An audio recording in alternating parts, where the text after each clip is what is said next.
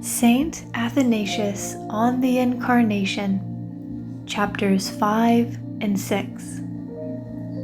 Chapter 5.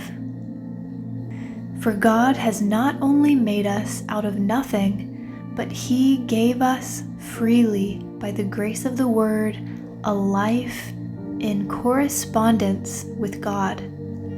But men, having rejected things eternal, and by counsel of the devil turned to the things of corruption, because the cause of their own corruption, being, as I said before, by nature corruptible, but destined by the grace following from partaking of the Word to have escaped their natural state had they remained good.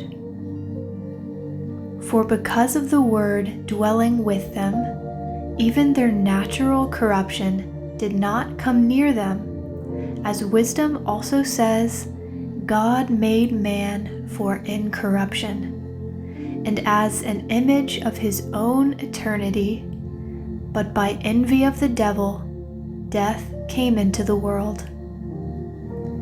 But when this was come to pass, men began to die, while corruption thenceforward prevailed against them, gaining even more than its natural power over the whole race, inasmuch as it had, owing to the transgression of the commandment, the threat of the deity as a further advantage against them. For even in their misdeeds, men had not stopped short of any set limits, but gradually pressing forward have passed on beyond all measure, having to begin with been inventors of wickedness, and called down upon themselves death and corruption, while later on having turned aside to wrong and exceeding all lawlessness, and stopping at no one evil, but devising all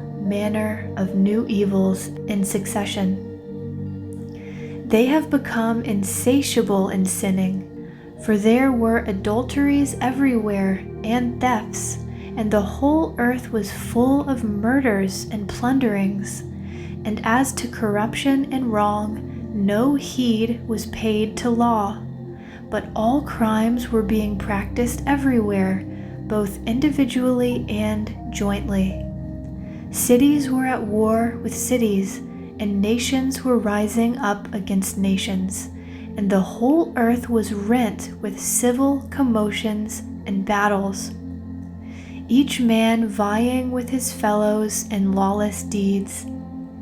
Nor were even crimes against nature far from them, but as the apostle and witness of Christ says, for their women changed the natural uses into that which is against nature, and likewise also the men, leaving the natural use of the women, burned in their lust one toward another, men with men working unseemliness, and receiving in themselves that recompense of their error which was meet. Chapter 6.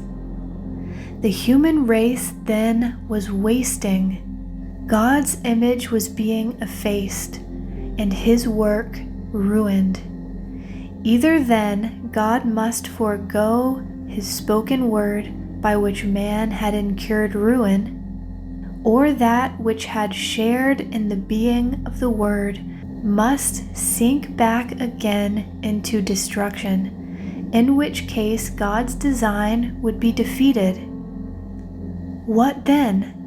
Was God's goodness to suffer this? But if so, why had man been made? It would have been weakness, not goodness, on God's part. For this cause then, death having gained upon men and corruption abiding upon them, the race of man was perishing. The rational man made in God's image was disappearing, and the handiwork of God was in process of dissolution. For death, as I said above, gained from that time forth a legal hold over us, and it was impossible to evade the law, since it had been laid down by God because of the transgression, and the result was in truth at once monstrous and unseemly. For it were monstrous, firstly, that God, having spoken, should prove false, that when once he had ordained that man, if he transgressed the commandment, should die the death.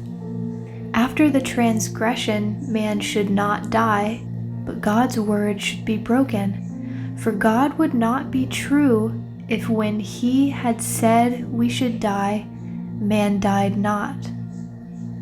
Again, it were unseemly that creatures once made rational, and having partaken of the word, should go to ruin, and turn again toward non-existence by the way of corruption. For it were not worthy of God's goodness that the things he had made should waste away, because of the deceit practiced on men by the devil.